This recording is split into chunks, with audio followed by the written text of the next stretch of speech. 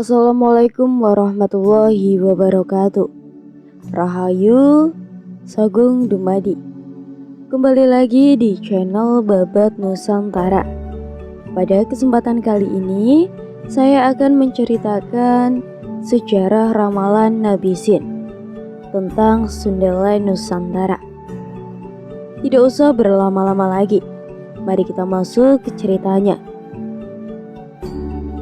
Ada hadis yang sangat terkenal di kalangan masyarakat yang haus akan ilmu, yaitu tuntutlah ilmu walau di negeri Cina. Jika kalian beranggapan negeri sini itu adalah Cina, kalian harus menonton video ini sampai selesai. Mari kita ungkap negeri mana yang disebut Sin oleh Nabi Muhammad. Pada kisaran abad ke-7, dunia sedang melalui salah satu masa kelamnya di benua Eropa. Pada saat itu sedang mengalami Radarek atau masa kelam kerajaan Romawi yang dominan dengan sifat ekspansif disertai militernya yang terkenal tangguh.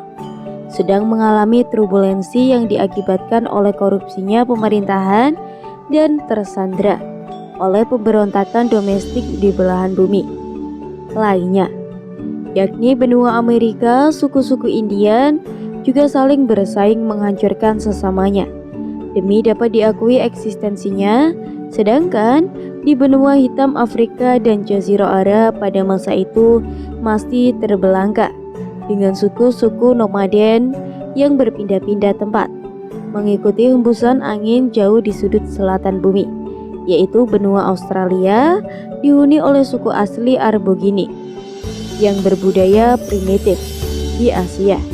Kita langsung saja ke Cina.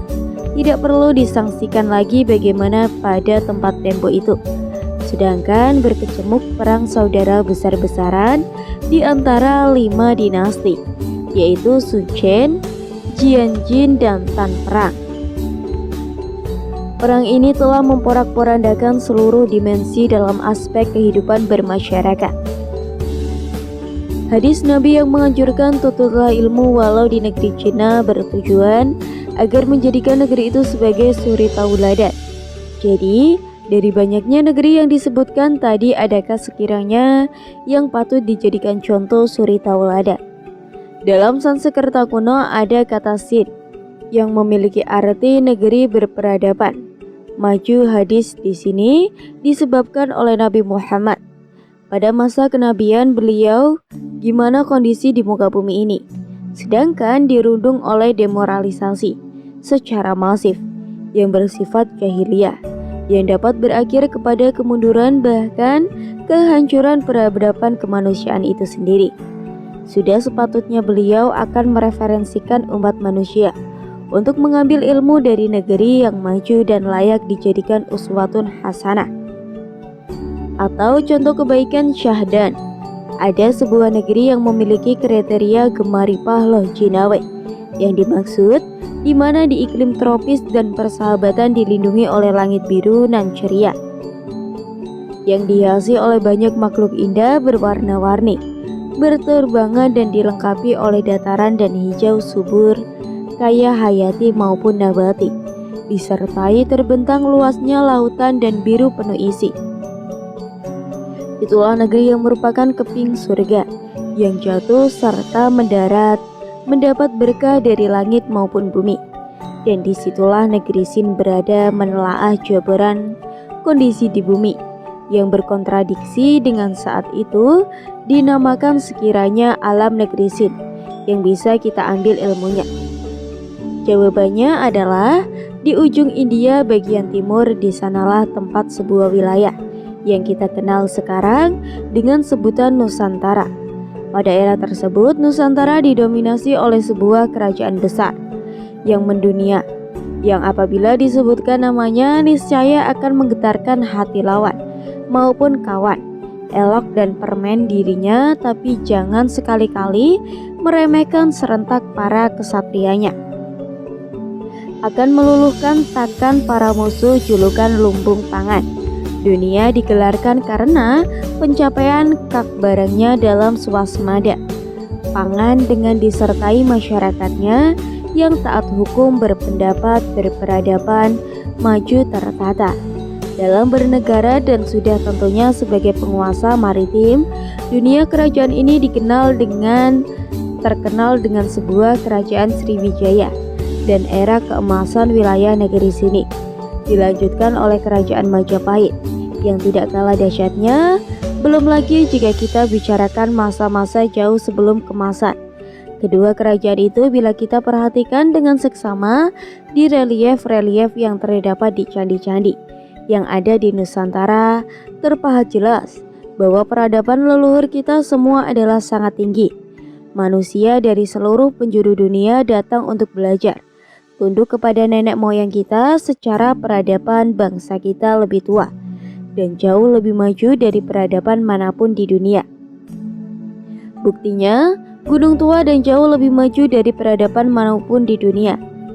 Gunung Padang dengan usianya, mega strukturnya, dan segala kemisteriusannya yang terkandung di rahimnya. Ditambah lagi dari situ kita yakin bahwa pasti masih banyak gunung-gunung subnominal gunung pedang yang belum terdeteksi. Jadi sangatlah benar sabda Nabi Muhammad untuk merujuk ke negeri Cina sebagai tempat pembelajaran di mana kita hidup sekarang ini. Sesungguhnya kitalah bangsa pemilik DNA yang berperadaban paling maju di dunia dalam segala bidang hal.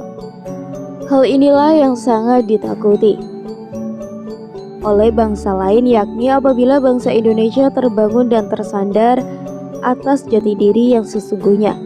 Oleh karena itu, sudah selayaknya kita mensyukuri serta memahami bahwa leluhur kita hebat dan sudah waktunya pula kita membangun kembali kejayaan masa lalu itu, mengejar kemajuan hari ini dan anak cucu kita di masa hadapan.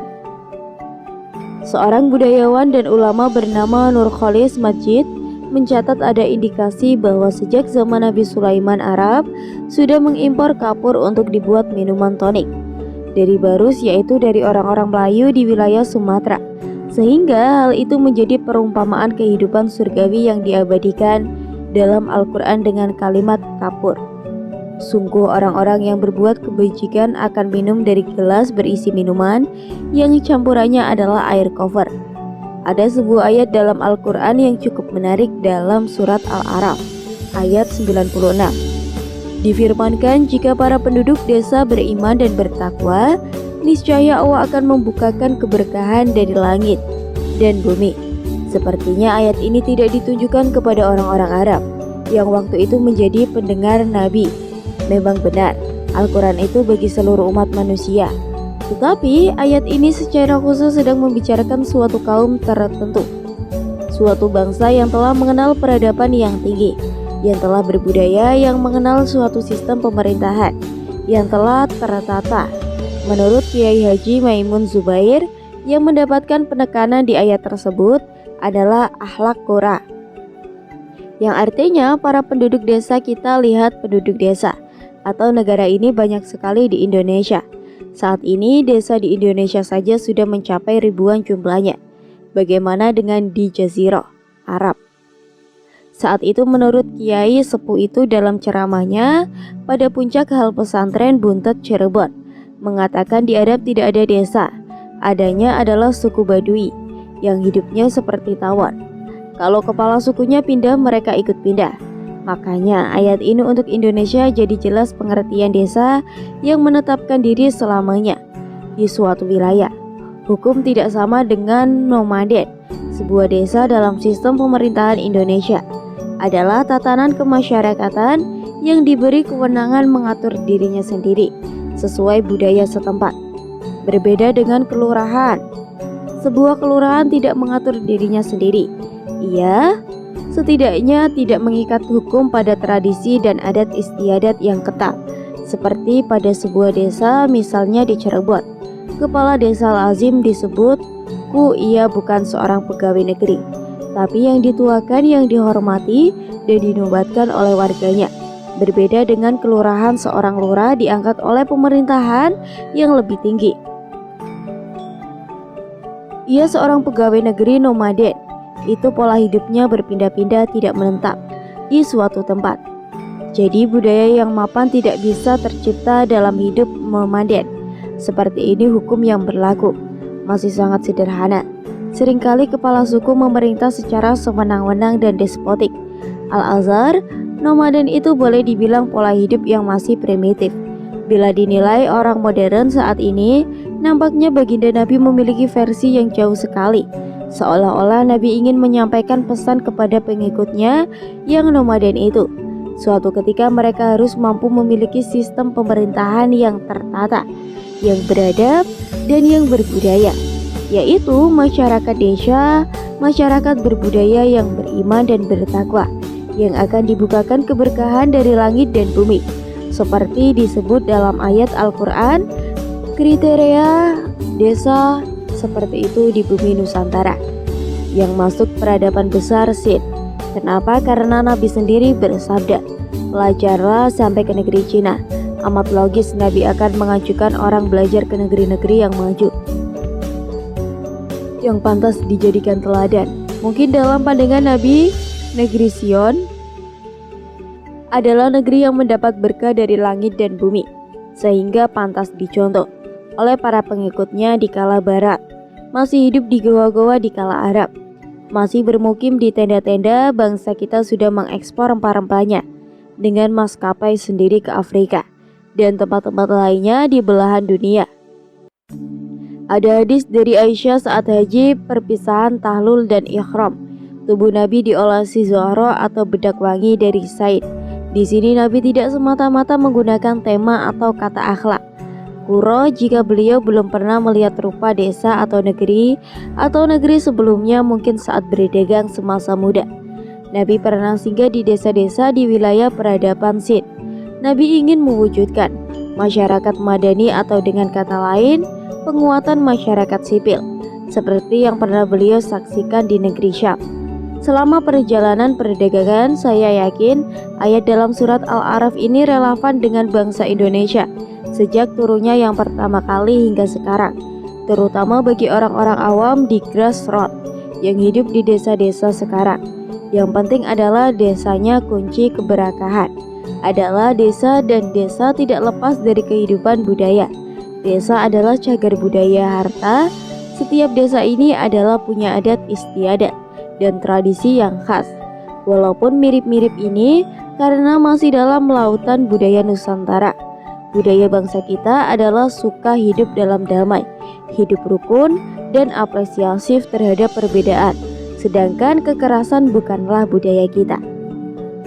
Cukup sekian cerita yang dapat saya sampaikan.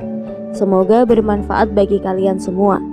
Mohon maaf apabila ada kesalahan kata atau pengucapan kata yang kurang tepat. Tetap dukung channel Babat Nusantara dengan cara like, komen, dan subscribe. Rahayu, rahayu, rahayu.